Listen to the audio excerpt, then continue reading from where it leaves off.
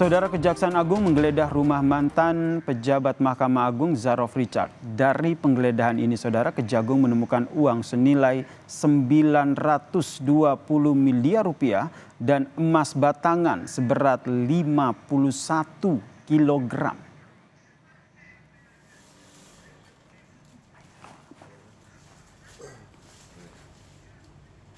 Main cadangan OTW, Bang? 9.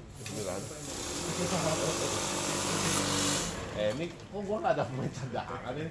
Udah.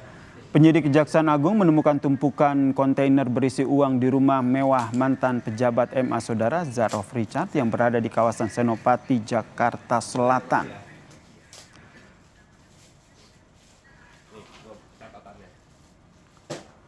Tumpukan uang dalam kontainer ini, Saudara, disimpan dalam salah satu ruangan di rumah mewah Zarof Richard. 9 ya Mas ya, Om ya?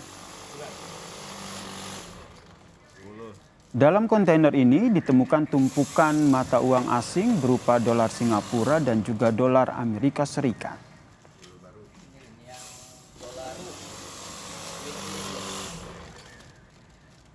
Pak, buka dolar dikit. Buka dolar dikit, Pak. 98 ya. Penyidik dengan teliti menghitung tumpukan uang yang ditemukan dalam kontainer di rumah Zarof Richard. Hasil penghitungan dari penyidik ini, Saudara, ditemukan uang senilai 920 miliar rupiah dalam bentuk mata uang asing dolar Singapura dan juga dolar Amerika Serikat di rumah mantan pejabat MA Zarof Richard.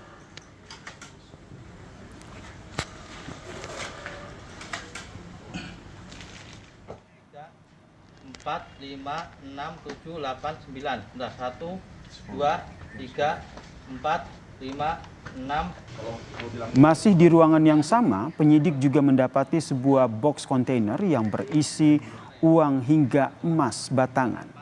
Penyidik pun menghitung satu persatu kepingan emas yang tersimpan dalam tempat penyimpanan. 1, 2, 3, 4, 5. Total, penyidik menemukan dan menyita emas batangan seberat 51 kilogram. 1, 2, 3, 4, 5, 6. Kalian nih.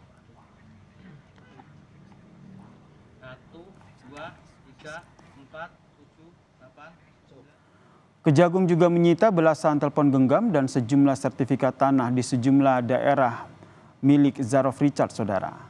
Kapus Penkum Kejagung Harli Siregar pun menyebut dari aktivitas penggeledahan yang dilakukan dalam kurun waktu Oktober, penyidik menyita uang sebesar 920 miliar rupiah dan 51 kilogram emas. Kejagung menyebut telah menetapkan Zarof Richard sebagai tersangka pencucian uang sejak 10 April lalu.